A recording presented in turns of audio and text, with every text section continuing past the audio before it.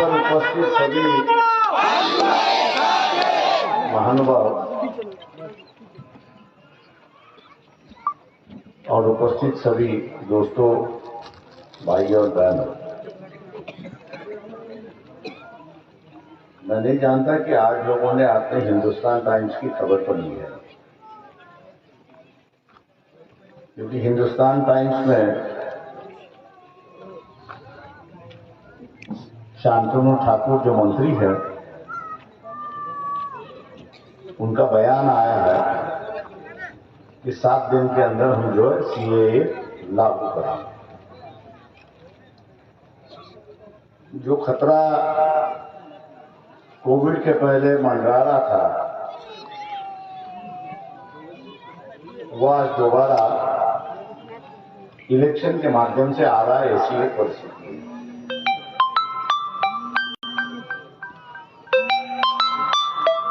कई सवाल है कि जो मुस्लिम समाज ये समझता है कि सीएए उनके लिए है, ऐसा कोई दोहरा नहीं है। लेकिन जिनको हम लोग नोमैडिक ट्राइब्स कहते हैं, विजेएनटी कहते हैं, भटके विमुक्त जाति जमाती, इनको अंग्रेजों ने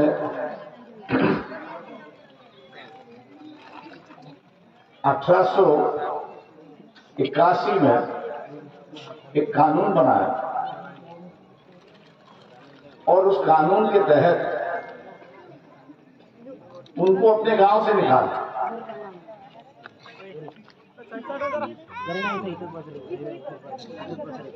और अपने गांव से निकाल के उनको बाहर कहीं ना कहीं पर बसा दिया।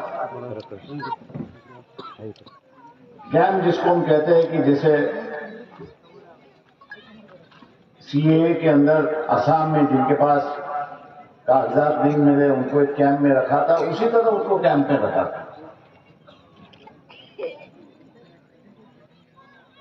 ये सब हिंदू है और आप जिस परिस्थिति से गुजर रहे हो उस परिस्थिति से वो भी गुजर रहा है। 1881 में उसको गांव से हटा दिया। हम लोग को आजादी जो है वो 47 में मिली, लेकिन उनको आजादी जो है वो 1960 में मिली कि सरकार ने उनके जो है वो कैंप हटा दिया और कहा कि आपको जहां जाना है वो जाए। और इसलिए आज भी हम लोग देखते हैं कि इन समाज के लोगों का जो संसार है वो गधे पे है या घोड़े पे है। इस गांव से उस गांव आज भी भटकते रहते हैं। कहां से कागजात नहीं आए, कोई कागजात नहीं, इसलिए आप इस देश के नागरिक नहीं। लेकिन असलियत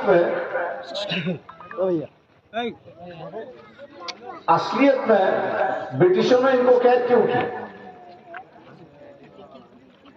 ब्रिटिशों ने इनको कैद किया, इसकी वजह यह थी 1857 में जो उठाव हुआ था ब्रिटिश के खिलाफ, जो एक बगावत हुई, उस बगावत में इनका एक अहम रोल।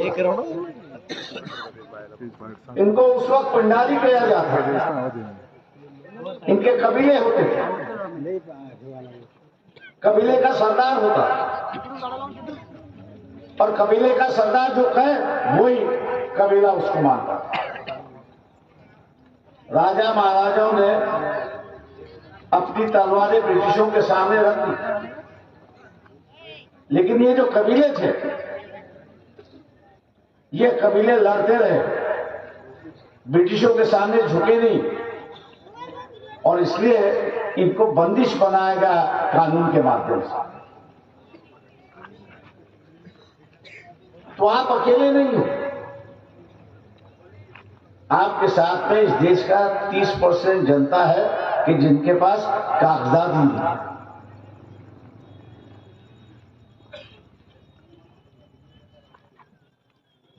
सिर्फ आप लोगों को यही करना है कि इनके साथ में जुड़ना है। इनकी समस्या आपकी समस्या एक ही है।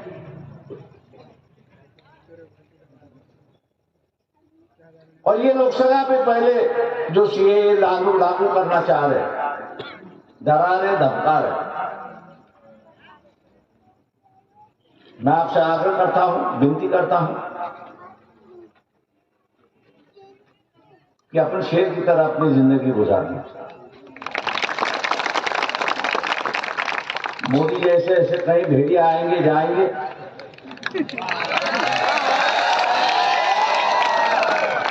उसे डरना क्या है? मुझसे लोग कहते हैं कि तुम मजार पर चले गए, तो मैंने कहा आप क्यों नहीं गए, मुझे बताओ। आपको किसने रोका था? आपको किसी ने रोका नहीं, आपके डर ने आपको रोका। हम पर कार्रवाई होगी, इससे आपको मैंने सीधा कहा, यार इतिहास मिटाना भी चाहो,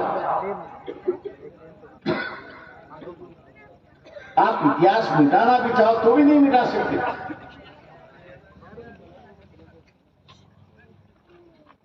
क्योंकि वो इस देश का बादशाह रहा, राज किया हुआ है।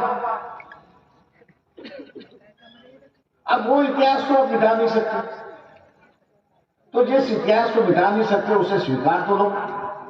स्वीकारने में क्या है? सवाल ये है कि हम लोग ने डर के नहीं रहना चाहिए। मैं आज अगर ये कहूंगा कि जो इंडिया की हालत हुई, इंडिया संगठन जो बना था, मोदी के खिलाफ में बना था, सीधे सीधे दिखाई दे रहा था कि ये कुछ दिनों बाद बिखर जाए। और बिखर इसलिए जाएगा कि इसका रिंगमास्टर अलग है।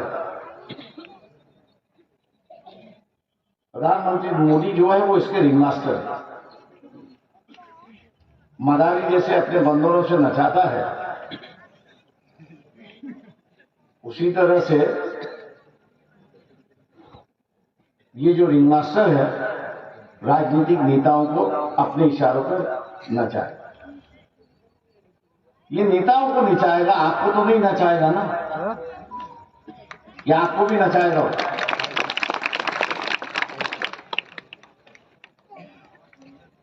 नेता इकट्ठा आते तो अच्छी बात है, नेता अलग लड़ते तो भी अच्छी बात है। अलग अलग नेता लड़ेंगे तो धर्म की राजनीति खत्म हो जाएगी।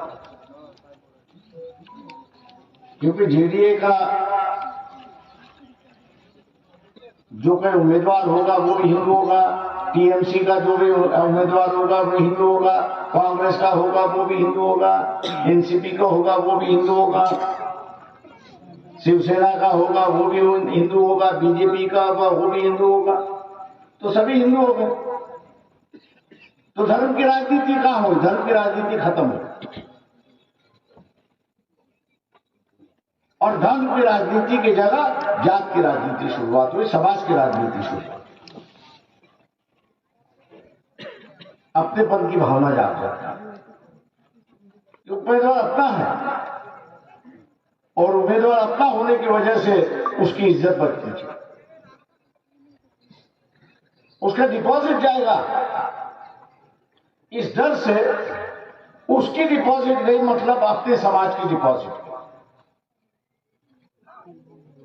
और अपने समाज की डिपॉजिट नहीं जाना चाहिए। जीते नहीं तो भी उसको वोट देते, वो यहां हुआ। समाज की राजनीति शुरुआत होगी, हर समाज अपने कैंडिडेट के पास चले जाएगा। मादी वही समझा रहा था कि मुसलमान इस बार मुसलमान होके उसको वोट करना है, ना कि कांग्रेसी मुसलमान, ना कि एनसीपी मुसलमान, ना कि शिवसेना मुसलमान, ना कि वंचित मुसलमान। अगर ये हो गया तो उसकी भी बंटवारा हो गया। जैसे 4-5 हिंदुओं के कैंडिडेट है, हिंदू समाज उसमें समाज के माध्यम से बट गया। आप अगर मुसलमान और मुसलमान की हैसियत से रहेंगे इस इलेक्शन में तो मोदी को आप हरा पाएंगे। मोदी को हराने का रास्ता जो है वो आपकी गलियों से गुजरता है।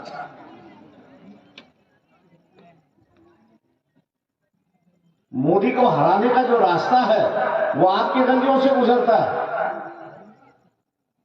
आपको सिर्फ इतना ही देखना है, बीजेपी तो हम लोग देखेंगे नहीं, बाकी जो सेक्युलर पार्टियां हैं उस सेक्युलर पार्टी में से किसके पास ज्यादा वोट है,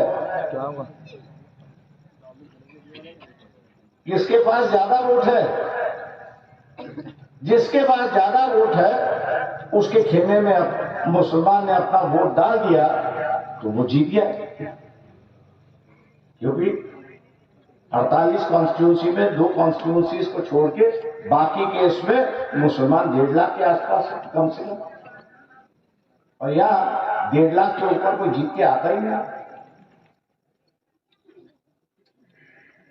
ईमानदारी से, सोच समझ कर अगर मुसलमान वोटिंग करता है तो मोदी के हाथ निश्चित है।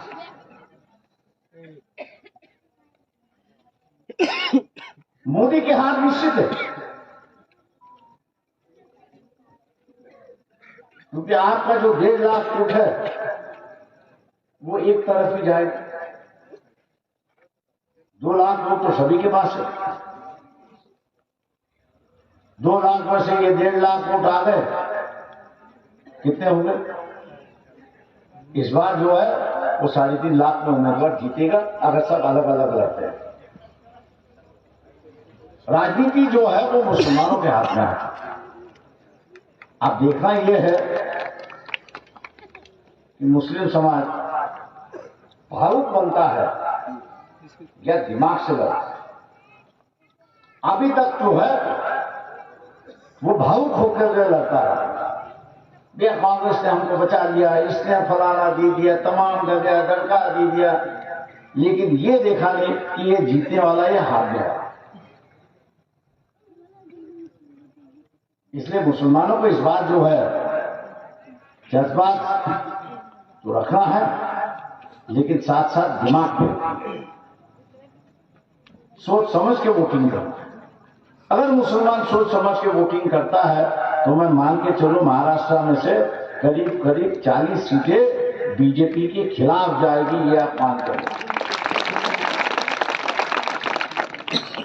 एक किसी पार्टी के पीछे नहीं जाना है।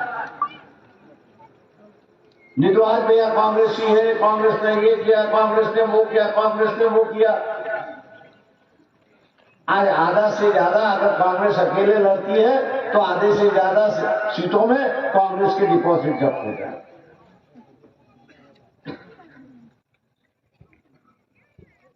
अलग अलग कॉन्स्टिट्यूंसी में अलग अलग पार्टियों का अपना वजूद है। आप लोगों को सिर्फ देखना है कि किस पार्टी का वजूद उस पार्लियामेंट्री कॉन्स्टिट्यूंसी में बढ़ रहा है, और उसके साथ अगर आप जुड़ गए तो मान लो मोदी दोबारा प्राइम मिनिस्टर नहीं बनता है। मैं उम्मीद करता हूं ये तोड़फोड़ की राजनीति जो है बहुत बड़ी, इंडिया तो खत्म हो गई, बची सिर्फ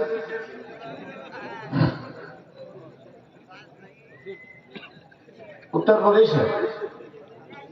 अब ये देखना है कि अखिलेश और कांग्रेस का जमता है या नहीं जमता, या वहां भी कोई कमलनाथ आके और बेड़ा गर्म करते हैं।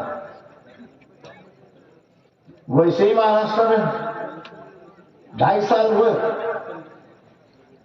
एनसीपी, कांग्रेस, शिवसेना अपने में 48 सीटें बाकी हैं, 2.5 साल। आप उम्मीद हम लोग करते कि ये 15 दिनों के अंदर वो बांट दिया अपनी सीटों। अगर 15 दिनों में बांट दिए तो ये बचे रहे, नहीं तो इनका ये हाल इंडिया की तरह। मायूस नहीं होना मुसलमान, ये अकेले लड़े या अलग लड़े, खेल आपके ही हाथ में है। इस बार जो इलेक्शन जो है पहली बार मैं देख रहा हूं कि पूरी राजनीति जो है वो मुसलमानों के हाथ में आ रही है। मैंने जैसे पहले कहा कि क्या मुसलमान इसको खेलने के लिए तैयार है, दिमाग से खेलने के लिए तैयार है। अगर दिमाग से खेलता है तो यहां आपकी जीत होगी और सेक्युलर की जीत, सेक्युलर ताकतों की जीत है। और ये अगर आपने इस बार कामयाब कर लिया तो दोबारा इस देश में सेक्युलर के अलावा और कोई राजनीति यहां पे चलेगी। और इसलिए दोस्तों मैं आप सभी से आग्रह करता हूं कि हम लोग से जितना हो सके उन लोग उतने जो है हम लोग मुसलमानों की बात, मुसलमान नेता नहीं कह सकते, हम लोग जितनी बात कह सकते उतनी बात कहने के लिए हम लोग बैठे हुए तैयार है और झेलने के लिए भी तैयार है। मैं उम्मीद इतना ही करूंगा कि इस बार पार्लियामेंट्री चुनाव में मुसलमानों ने मुसलमान की तरफ वोट करे। इन्हीं उम्मीदों के साथ मैं आपसे विदा लेता हूं। जय भीम, जय भारत।